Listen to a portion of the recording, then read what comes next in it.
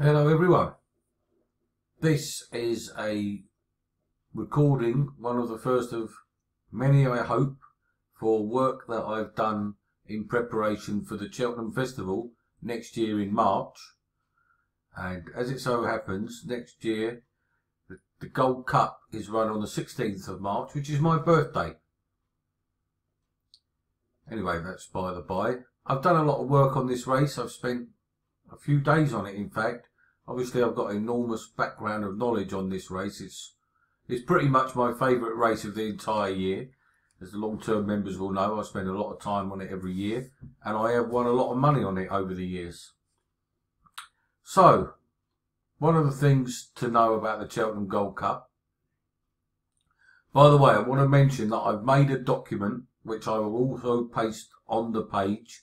There is a dedicated Cheltenham Festival anti-post page in big race previews. I'm going to post all my work up in there.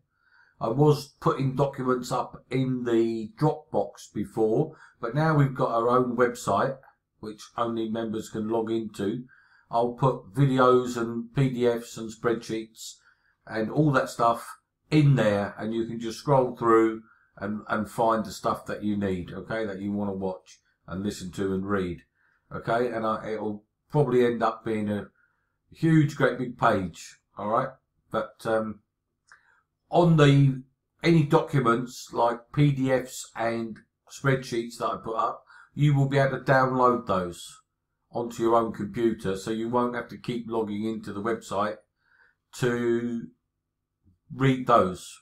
Okay, so I started off with the Cheltenham Gold Cup because one of the reasons being that we've got the Betfair Chase coming up, and not long after that, in another month's time from now, the King George. Those two races, and then the Lexus. Those three races, which all run between now and the turn of the 1st of January, are absolutely the key trials for the Cheltenham Gold Cup. Okay, and I'm trying to find the value in the market. When I started this process, the horse that I bet Ante Post was available at 8 to 1, but everybody's getting stuck in. And that is, of course, Might Bite. And we'll get on to why. If you read the document, it goes into a lot more detail. And if we have a quick look at the betting market, Cheltenham Gold Cup betting market. Now we've got Thistlecrack. I mean, I know there's a lot of people out there really rate this horse, and you know, I've heard people say if he lines up, there's no way he gets beat and all of this stuff. He's going to be 10 years old at the Cheltenham Festival, and he missed last year's festival. He's coming back from injury. He's going to be appearing in the King George, which he won last year, but that was a bad race. I'm sorry, that was a bad race. I just can't have him at 5 to 1. You know, it's not for me. Then we've got Sizing John, who's defending champion. That statistically is a very bad thing to be. We've got Duvan. Now, being Willie Mullins' trained horse, he's a 2-miler. He's never run beyond 2 mile 1. He might end up going the champion chase route, and he's coming back from injury. Then we've got Native River, who was beaten in the race last year. You've got Our Duke, who's never raced outside of Ireland and had a scoped dirty after his run in that race at Down Royal the other day when he made his seasonal debut. He's got a lot to do to become a Gold Cup winner. Needs to win something like the Lexus Chase. Jackadam, beaten 3 times in the race before. Probably might go Ryanair Chase with that one. Disco and Road to Respect are both very interesting horses, both in the same ownership, Gigginstown. Both young horses. Very promising, the pair of them. Road to Respect won at the festival last year, and Disco was 3rd in the JLT novices. I would suspect that one of these two will run in the Ryanair Chase, because the owner, obviously, of Gigginstown sponsors the Ryanair chase. So one of these two you would think won't run. Coney Gree, you know, is shot to pieces, fragile. Coney Island's a young chaser who's had about 4 or 5 starts. Minella Rocco beaten in the race last year. Acapella Bourgeois is a non-grade 1 winner. Beaten in the RSA a long way last year, doesn't look up to it. Bristol Demai was beaten in the Gold Cup last year. Ran in the Gold Cup. Beaten a long way. Outlander beaten in the race last year. Anderson unlikely to run, probably going to the Ryanair, defending his title. Waiting patiently, won't run. American is a soft ground horse, and I think Harry Fryer said it will only run on soft. Vroom Vroom Mag, a mare, unlikely. Whisper, it's going to be 10. Valsalido, beaten in the race before. Q Card is going to be 12. Politolog is going down the 2-mile route. Empire of Dirt is an old horse. Death Duty is a novice chaser. Fox Norton is a 2-miler. Is he going to step up? No. T for 2, unseated at the 2nd last year. So when you go through this field, there are very few. I am particularly concerned about these two, Disco and Road to Respect. But there is very little strength in depth in this race. And Might Bite, the RSA winner, and JLT winner Yorkhill, who's a 2-time festival winner, those 2 horses absolutely stand out like a sore thumb. Now, I've done an analysis of the dosage profiles on the document, which is, let me find that document for you. Oops, sorry, I've lost it. 1 second, get that. Sorry about that. Yes, in the document that I've produced, you'll see that these are the previous winners and their dosage profiles, and these are the contenders. Okay, and what I've done is try to compare the current crop against what the previous winners had. Now, dosage is only a guide to whether horses stay. I mean, some of these have got strange dosage profiles, which you wouldn't have thought would lead them to stay the Gold Cup trip, but they did. That includes Sizing John, who is, now he's marginal really for the trip, but he managed to win. May have been that he's just a classy horse and it wasn't a very strong race. Don't know. Hard to say that. However, if we look over here, Might Bite has got a absolutely perfect stamina profile for the Gold Cup. If you read the document, you'll see why I say that. And Yorkhill is very close to him, very similar.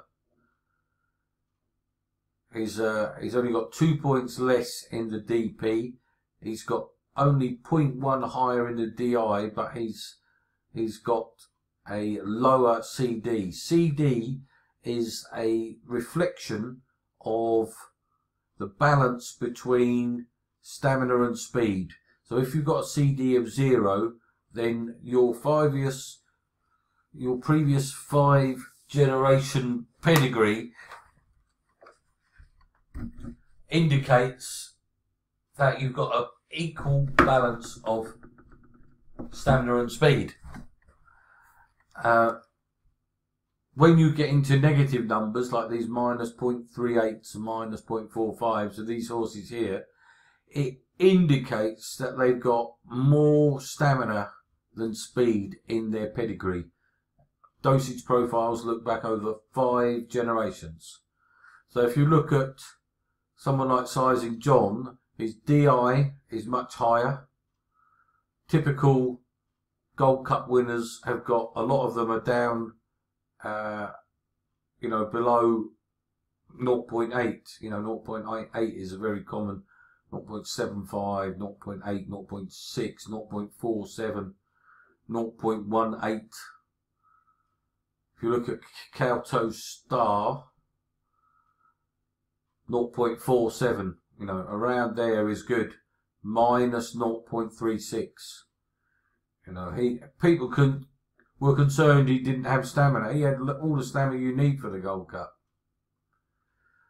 And here's a horse here, Kicking King. Very similar. 20 in the DP, 0.43 and minus 0.4. And that is very similar to Might Bite and York Hill. Okay? So when I went through all the contenders that are in the market, these are the ones that came out closest into what I call the snug fit for the stamina.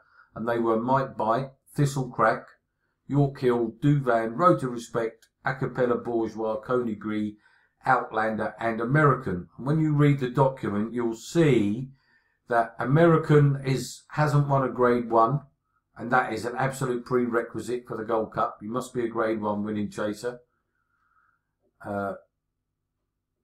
Outlander has been beaten in the race before. That is a major negative to overcome. It has been done, but one of the last horse to do it was to be beaten in the Gold Cup and then win it was Calto Star. And bless him, Outlander is a nice horse, but he's no Calto Star. Lots of horses that have been beaten in the Gold Cup have come back and just not been good enough. Colibri is 10 and he's very fragile. I don't know if we'll ever see him race again. Acapella Bourgeois is not a Grade 1 winner. American will only run on very soft ground, and they've already said that the Welsh National is his target, so I doubt he'll be lining up. So that gets us down to Road to Respect, Duvan, York Hill, Thistle Crack and Might Bite. They are, all 5 of them are Grade 1 winning chasers. Thistle Crack is going to be 10, and if he beats me, I'll have to take that on the chin, because I won't be betting any 10-year-olds in the Gold Cup. It's not a race for older horses. I know he's lightly raced, but he's had an injury, and he's got a lot to do for me. If he bolts up in the King George, then a lot of people will fancy him, but I still won't be on him. So Duvan, if he rocks up in the Gold Cup, he's okay on stamina. Here he is okay. And he'd probably be good, but he is coming back from injury. Fractured pelvis or whatever he had. So he's going to find it tough. So it literally comes down to Might Bite and York Hill. And personally, if York Hill were my horse, obviously he's owned by Graham Wiley and trained by Willie Mullins. Because they've got so much ammunition, you don't know what's going to happen with their horses. If I were Mr. Wiley's advisor, I'd be telling him, your horse has got an outstanding chance of winning the Gold Cup. Surely you've got to have a go. But until we know that, we can't really bet him. If he doesn't line up in the Gold Cup, then that makes Might Bite's chance a whole lot easier. Really does, because I make York Hill the biggest threat to Might Bite, far bigger than any of these other horses. If Might Bite lines up, and he may well go and win the King George, for which he's like 5-2 favourite now. There was a very clever bit of campaigning by Nicky Henderson with this horse, Might Bite. They could have gone to the Charlie Hall Chase as his warm-up for the King George, which is a left-handed track. They could have gone to Haydock for the Betfair Chase as a warm-up for Kempton. But what he did was he went to that race at Sandown, which is a right-handed track. It's only a listed chase or whatever it was that he ran in. And he bolted up, but it gave him some nice right-handed jumping practice. And that was very clever training. So when you read my document, and there's all this stuff about, all the stats here about what official ratings, and what it says is, ideally you want a horse that is 9 years old. If not, then an 8-year-old. You want a Grade 1 chase winner, preferably at 3 miles. You see, York Hill has yet to win a race at 3 miles, even be tried at 3 miles. I've got no doubt he will stay the Gold Cup trip, but he's got to be campaigned for the race. So we want a snug Dosage index profile. We want to have running 6 to 12 chases. You want a top 3 finish, ideally a win in a chase at the previous festival. You want to be rated at least 166. Well, if Mike Bite wins the King George, you can he's 164 or something at the moment, or 162. You can no doubt he'll be raised above 166. You want to be a 3-mile chase winner or be no worse than second in the King George. Second or third season chaser, not beaten in a previous Gold Cup, not attempting to regain the Gold Cup, and ideally not attempting to defend the Gold Cup either. And I've looked at all these horses in detail, and for me, the value bet at the moment, even if you only get the 7 to 1, is there is no other race for Might Bite. Obviously, if he disappoints badly in the King George, the 7 to 1 will look bad. But let's have a look at the market. You could still get 8 to 1 with Betfair. Don't know how much they'll let you have on, but there's plenty of 7 to 1 around with Sky Bet and Ladbrokes. And I still say that is value, because if York Hill doesn't turn up and Duvan goes the champion chase route, and why wouldn't he? They might go the Gold Cup, I don't know. But if York Hill goes for, say, the Ryanair or the Stayers Herd, or who knows what they're going to do, Might Bite wins the King George, he could easily line up as a 5 to 2 or shorter favourite on the day of the Gold Cup. There's not a lot else here to be frightened of. And I'm going to be having, I had already a decent single on Might Bite at 8 to 1. And I'm going to be continuing to bet him. And when I have, for instance, I've got a race in mind on Saturday, and I've got a fairly big priced horse that I'm hoping to bet in a handicap hurdle. When I have that bet, I'm going to have an each way double with the same selection with Might Bite. So if my selection at Haydock wins, I'll have money running on to Might Bite.